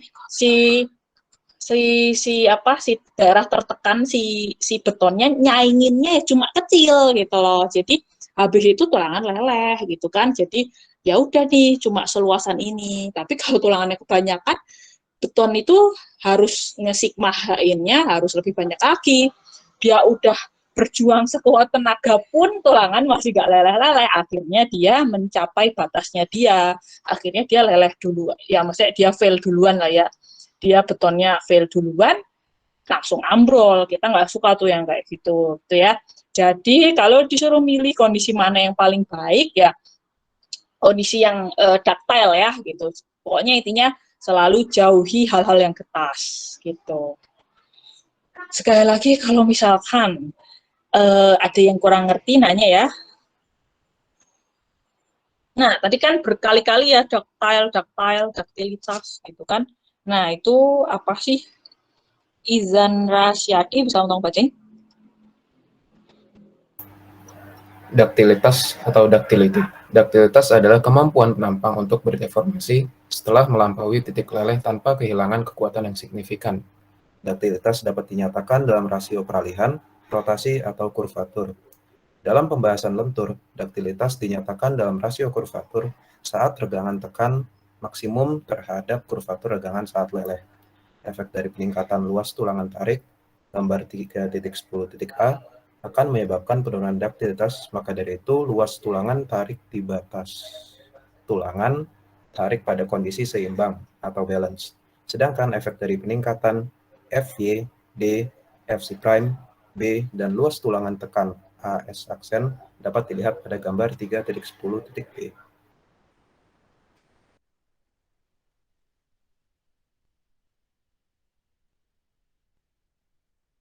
Oke, terima kasih Izan Rasyadi. Nah, jadi daktilitas itu apa? Itu kemampuan penampang untuk berdeformasi setelah melampaui titik leleh tanpa kehilangan kekuatan yang signifikan. Nah, jadi kalau digambarkan ya, sifat material yang ductile itu yang bisa kayak gini nih. Habis leleh tuh dia bisa berdeformasi panjang gitu. Tanpa dia kehilangan kekuatan signifikan. Jadi maksudnya tanpa dia langsung habis itu dia drop banget gitu loh. Jadi kan ada nih yang habis gini langsung drop gitu. Nah, ini enggak ductile nih kayak gini karena habis leleh ini dia cuma bentar habis itu drop gitu. Kalau dia bisa deformasi panjang itu, nah inilah yang bisa dikatakan ductilitas gitu ya. Jadi apapun itu ya. Jadi kalau apa ya kayak gini nih. Ya ini kalau dia ini kan ada sebenarnya baja ada strain hardening ya. Jadi sebenarnya gambarnya kan baja kan ya sesuai dengan slide material ya. Jadi kan ada gini lalu ada gini habis itu dia hilang gitu loh. Dia ini fail. Nah, di sini tuh kalau dia bisa deformasi panjang di sini sebelum dia fail, nah itu dia ductile gitu ya. Jadi kita pokoknya suka material yang kayak gitu tuh, yang apa failnya nggak tiba-tiba gitu ya. Ductilitas adalah itu. Jadi ini ya, kemampuan berdeformasi setelah dia leleh tanpa kehilangan kekuatan yang signifikan, tanpa ngedrop kekuatannya tuh ngedrop langsung gitu ya. Signifikan di situ kayak gitulah ya. Terus habis itu dapat dinyatakan dalam rasio peralihan, rasio atau kurvatur gitu ya. Lalu jadi apa namanya? Ya jadi ductilitas itu ada yang deformasi ultimate dikurangi deformasi leleh dibagi seterusnya, itu maksudnya rasio peralihan atau rotasi atau kurvatur gitu ya. Jadi apapun bentuknya bisa nih. Kalau kurva kurva gaya terhadap peralihan itu bisa dicari ductilitasnya. Kurva momen terhadap rotasi, momen rotasi gitu ya. Momen kan gaya ya. Nah, itu apa namanya? Itu juga bisa dicari ductilitasnya. Lalu momen kurvatur, nah itu juga bisa dicari ductilitas kurvaturnya gitu. Jadi maksudnya kayak gitu. Apa? Ya, tadi momen bukan gaya, tapi maksudnya salah satu gaya dalam gitulah ya. Terus dalam pembahasan lentur, ductilitas dinyatakan dalam rasio kurvatur ya saat regangan tekan maksimum terhadap kurva regangan saat leleh. Nah, jadi kalau gimana sih? Nah, jadi kalau misalkan ini dalam ngomongin lentur nih, nah, jadi sekali lagi ductilitas bisa dinyatakan dalam banyak nih ya. Jadi kalau kita punya kurva beban terhadap peralihan, beban terhadap rotasi, beban terhadap kurvatur, nah itu semua bisa kita cari ductilitasnya. Tapi kalau ngomongin lentur, ductilitas itu ya momen kurvatur ya. Ductilitas itu dinyatakan dalam di grafik momen kurvatur itu rasio kurvatur saat regangan tekan maksimum terhadap kurvatur regangan saat leleh. Ya, ini jadi gini ya. Tinggal gini aja nih. Tadi kan ada ya. Nah, ini udah kotor ya. Nah, jadi ini tuh adalah kurvatur ya ini kurvatur failure gitu ya. Nah, ini kurvatur yield gitu ya. Tadi kan apa tadi? Kurvatur rasio kurvatur saat regangan tekan maksimum terhadap kurvatur regangan saat. Jadi ya kurvatur Fehler dibagi terhadap kurvatur leleh gitu aja maksudnya gitu ya. Terus efek dari peningkatan luas tulangan tarik akan menyebabkan penurunan duktilitas. Nah, jadi ya ini sekali lagi yang namanya beton, yang namanya beam itu kan sebenarnya normalnya itu tulangannya ganda gitu kan. Tulangannya ganda. Jadi di sini kalau momennya positif kan tersenyum ya. Ini ketarik nih, yang bagian bawah ketarik, bagian atas tertekan. Nah, makanya yang atas tuh disebut tulangan tekan. Yang bawah disebut tulangan tarik. Nah, ternyata kalau peningkatan luas tulangan tarik akan menyebabkan penurunan duktilitas. Ya kan. Kalau sekali lagi kalau kalian tulangannya kebanyakan kan tadi katanya brittle ya. Jadi ya inline lah ya. Terus maka dari itu luas tulangan tarik dibatasi sebesar 0,75 luas tulangan tarik pada kondisi seimbang. Nah, jadi untuk mencegah kondisi ketiga nih, peraturan tuh bilang tulangan kalian, kalau kalian masang tulangan, nggak boleh lebih dari 0,75 tulangan saat kondisi balance. Jadi, anggap aja rho. Rho itu adalah rasio tulangan ya. Rasio tulangan terhadap luasan beton itu rho namanya. Rho balance berarti rho B. Jadi tulangan kalian ini yang kalian pasang nih nggak boleh lebih dari 0,75 rho balance. Gitulah. Jadi sebenarnya peraturan tuh udah membuat kalian agar strukturnya oke. Jadi kan mungkin kalau kalian nggak baca peraturan nih lalu kalian desain, mungkin kalian nggak menangkap fenomena-fenomena ininya. Jadi kalian kan nggak ngeriset semua hal ya. Masa kalian ngeriset ini nih, kalian misalkan ngedesainnya kalian nggak perlu ngelakuin yang dilakuin Jovian tadi.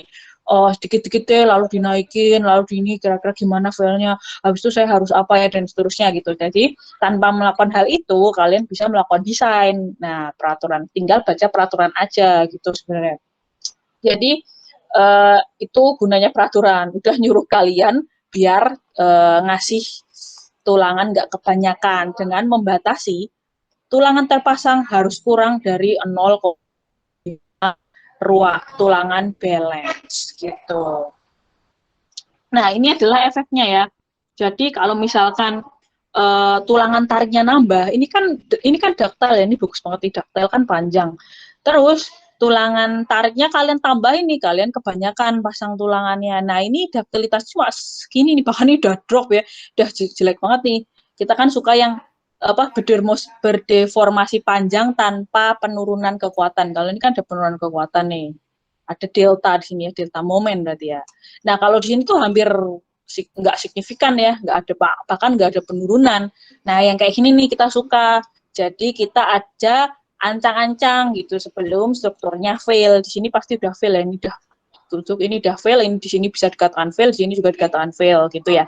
Jadi kalau panjang gitu kita suka karena sekali lagi ada early warning signalnya gitu. Terus gimana sih kalau efek F-yield? Kalau efek F-yield itu kalian bisa lihat di ini ya. Jadi awalnya ini nih, lihatnya ini ya, awalnya di sini. Kalau F-yield-nya dinaikin, jadi kayak gini nih. Jadi sebenarnya duktilitasnya berkurang ya, tapi ya ini ya kurangnya dari kayak gini jadi kayak gini. Itu adalah efek si F-yield. Gimana sih kalau efek D gitu ya? Kalau efek D ternyata ya ini ya duktilitasnya masih oke-oke aja berarti ya. Jadi bagus sebenarnya, maksudnya nggak terlalu ngefek nih buat ke duktilitas kalau D-nya dinaikin ya, bagus-bagus aja, justru kan momennya naik, duktilitasnya hampir sama. Terus kalau FC prime-nya dinaikin gimana sih? Oh kayak gini nih, FC prime dinaikin ya lebih bagus ya, FC prime dinaikin jadi lebih bagus. Kalau B dinaikin ya juga lebih bagus. Kalau AS aksen itu adalah luas tulangan tekan, jadi kalau tanpa aksen itu luas tulangan tarik, dengan aksen itu namanya tulangan tekan. Sekali lagi tulangan tekan adalah kalau momennya positif, bawah tarik, atas tekan. Tulangan tekan adalah yang di atas. Nah, jadi AS aksen ini adalah tulangan tekan. Nah, kalau nambahin tulangan tekan ternyata bagus-bagus aja ya, ternyata malah bagus gitu kan ya. Jadi kita bisa lihat tuh efeknya gimana nih kalau mau kita punya sifat yang ductile buat si balok kita gitu. Kalau ada pertanyaan ini ya langsung aja ya.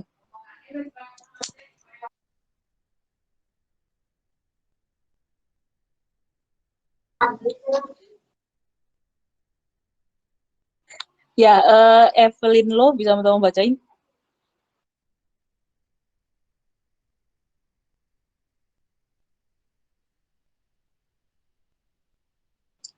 Evelyn sepertinya belum terdengar suaranya.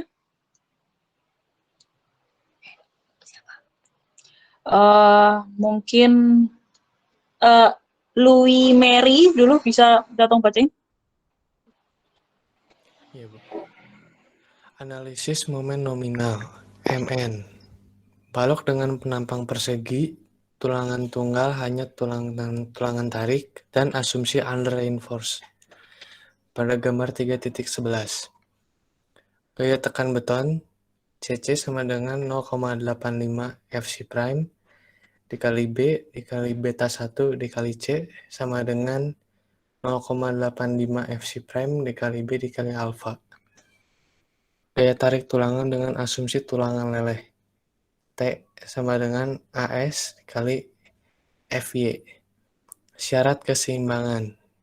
CC sama dengan T, sehingga didapat alfa sama dengan beta 1C sama dengan AS dikali FY per 0,85 FC prime dikali B.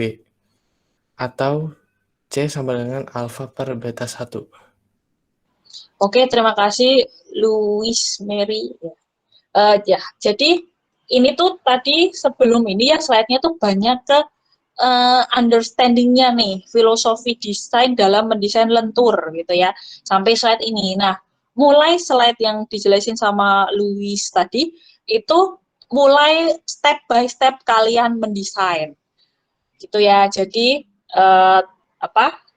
tadi udah dijelasin sama Louis tadi, balok dengan kondisi under reinforce. Jadi under reinforce itu apa? Ini tadi ini ya, ini under reinforce itu yang kita suka ya. Itu hitungnya adalah gaya tekan CC itu rumusnya adalah ini. Nah, sekali lagi ini tadi itu udah kita turunin juga nih di sini ya. Nah, kalau kalian ini juga saya nggak ngapalin,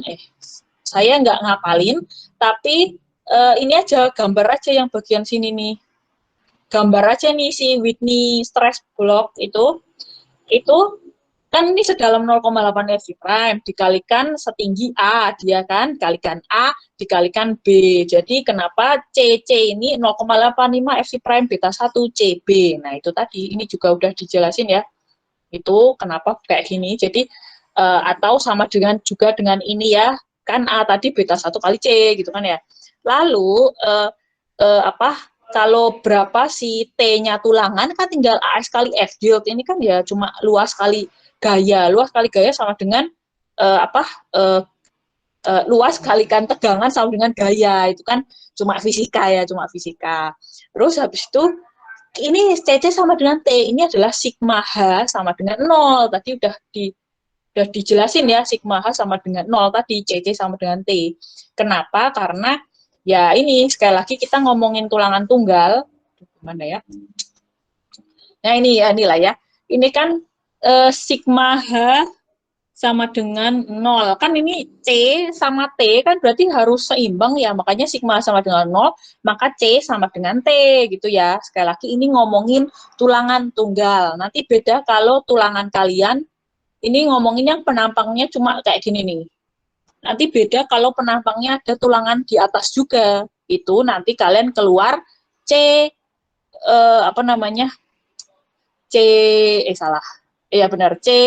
C tulangan. Tulangan itu C steel ya. Compression steel.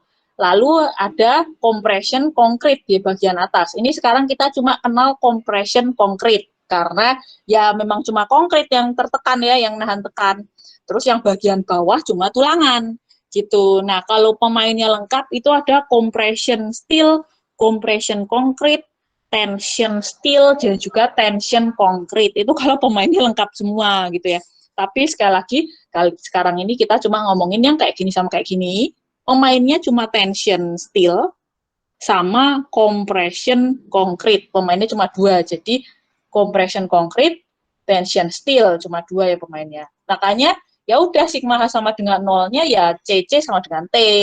Lalu ini ya, sehingga didapat beta 1. Ya ini kayak gini, ini cuma pindah ruas ya. Jadi kan CC sama dengan T. CC ini kan ini ya 0,85 FC prime apa tadi beta 1C atau ini ya, atau BA langsung ya, boleh sih terserah gitu kan, itu sama dengan AS kali F yield. Nah ini kan tinggal pindah ruas ya. Sekarang beta 1 kali C ini apa? Kan tinggal pindah ruas, makanya rumusnya jadi kayak gini gitu. Terus C sama dengan A per beta 1, ya ini sama aja ya, cuma ini. Nah, jadi kalau kalian nggak hafal, ya ini saya juga nggak hafal, jadi saya tuh selalu selalu paham ininya aja, tinggal di sigma H sama dengan 0, kan kalian bisa langsung dapat si A ya, atau dapat si beta 1C gitu kan. Nah, ya udah deh, kalian dapat A nih di sini. Itu, udah dapat A, habis itu dilanjutkan perjalanannya deh. Kevin Vinoza, bisa tolong bacain?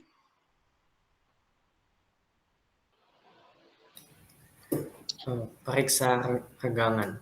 Pada kondisi leleh, Y sama dengan FY per ES.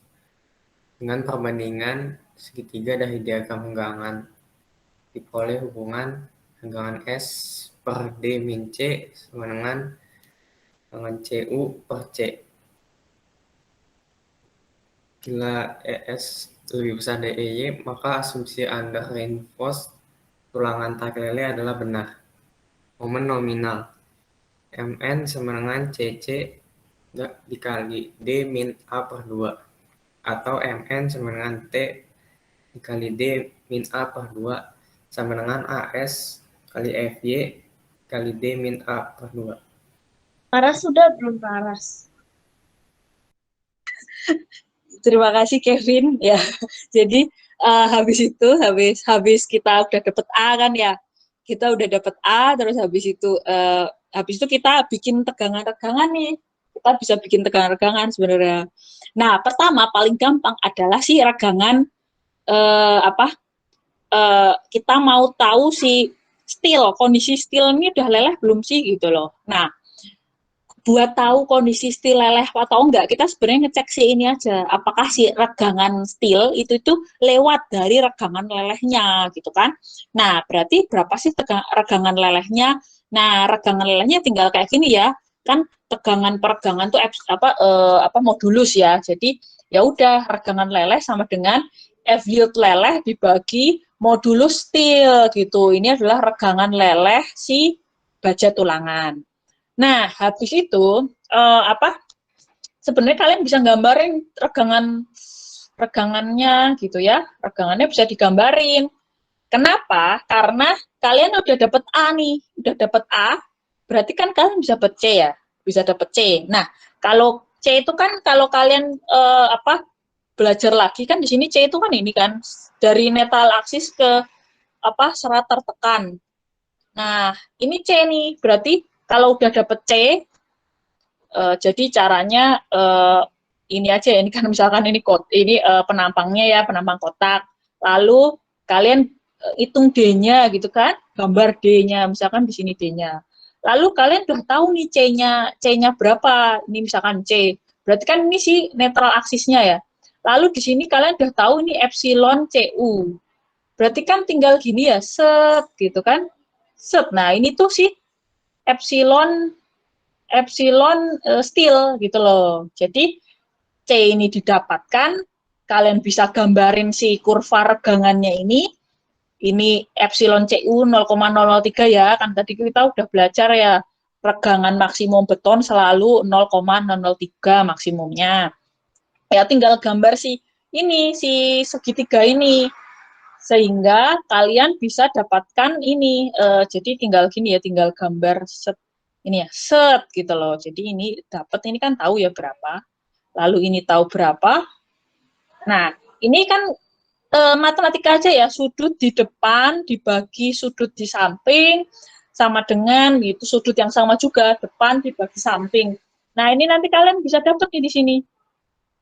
Berapa? Di sini kalian bisa dapat. Nah, itulah si epsilon steel gitu. Nah, ini adalah perbandingan segitiga aja yang tadi saya kasih tahu tadi. Jadi terserah kalian ini, jadi ya udah nih dari sini aja ya. Epsilon S itu kan depannya si sudut ini.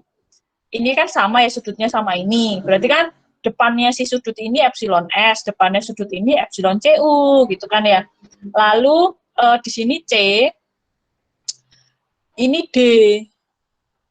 Sehingga D kurangi C kan ini ya, gitu. Jadi depan per samping kan berarti epsilon S per sampingnya ini kan D minus C.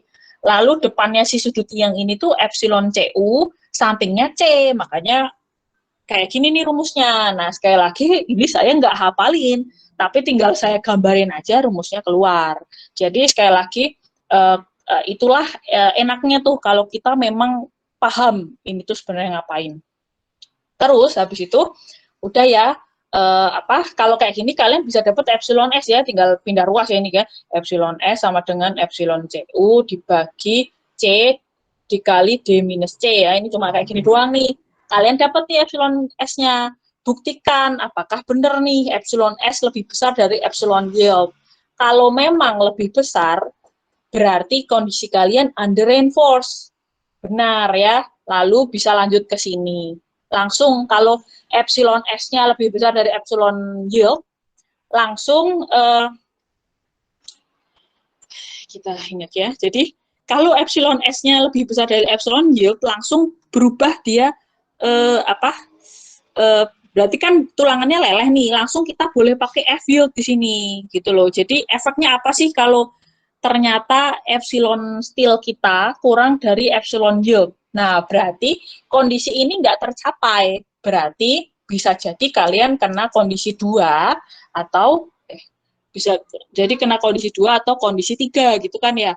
Nah, sehingga nanti berarti tegangan si tulangan itu nggak boleh kalian pakai F yield, harus pakai epsilon S.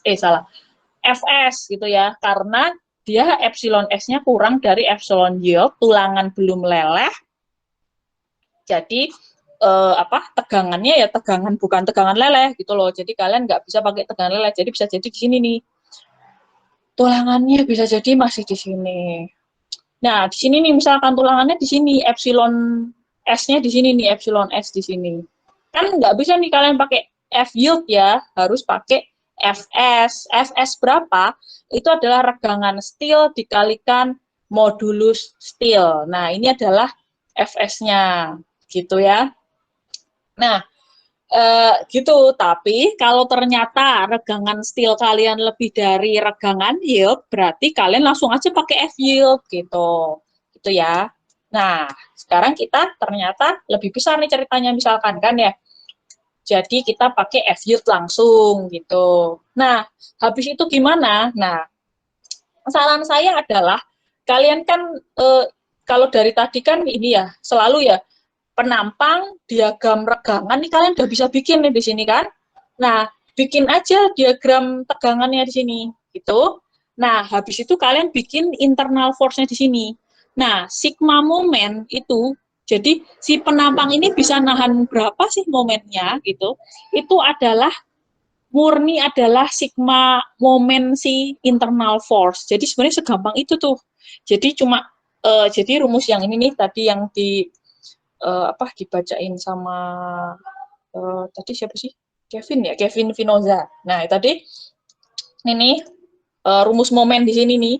Ini tuh sebenarnya cuma sigma momen aja dari diagram internal force yang tadi gitu loh. Jadi ini kalau kalian nggak hafal, gampang banget nih dapetin rumus ini. Jadi kayak gini ya. Nah ini kan penampangnya kayak gini. Lalu kalian udah bisa gambarin ini tadi ya, udah bisa gambarin. Lalu ini juga tinggal gambarin aja, kan kalian udah dapet C, udah dapet A. Kan ya udah gambarin aja si A-nya, lalu gambarin stress bloknya, lalu ini 0,85 FC prime gitu kan ya. Lalu ini gambarin aja si F yield tulangan yang ternyata lewat, maksudnya tulangannya leleh gitu kan ya. Jadi Fs sama dengan F yield gitu kan ya. Jadi misalkan 420 gitu kan langsung. Nah, lalu bikin diagram ininya, gayanya.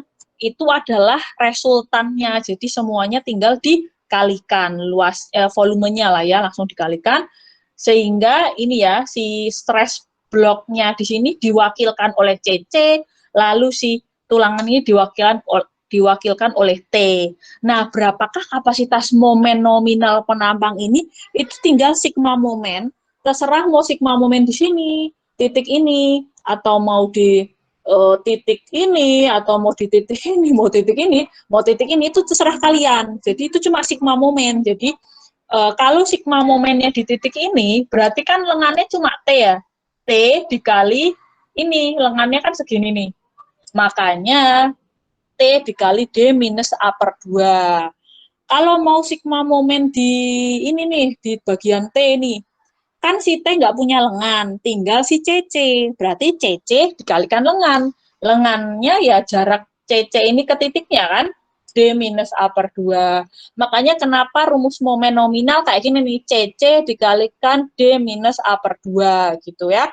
Jadi sebenarnya cuma sigma momen kan, gampang banget.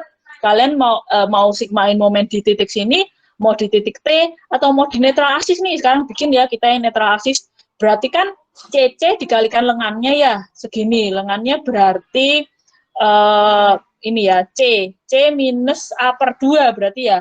Lengannya si ini kan C minus A per 2 gitu kan. Terus ditambah si T, lengannya adalah ini ya, D minus C. Jadi kalau mau di titik netral aksis, rumus MN adalah CC dikalikan C minus A per 2, ini lengannya si CC, ditambah, kan masih searah ya, ini kan muter ke sana, CC-nya bikin muter sana, T-nya juga bikin muter ke sana, jangan ditambah. T dikalikan lengannya D minus C, gitu. Nah, ini MN-nya juga boleh pakai rumus ini. Jadi, baik rumus yang ini, atau rumus ini itu sama semua gitu ya. Nah, di sini T sama dengan I kali F yield.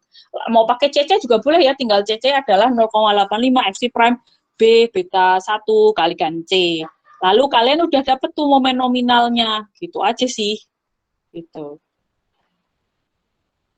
Wah, masih banyak ya. Ya, karena masih banyak ya dan udah jam segini. Mungkin sampai di sini aja dulu sepertinya ya. Ya udah mungkin kita berhenti di sini dulu aja.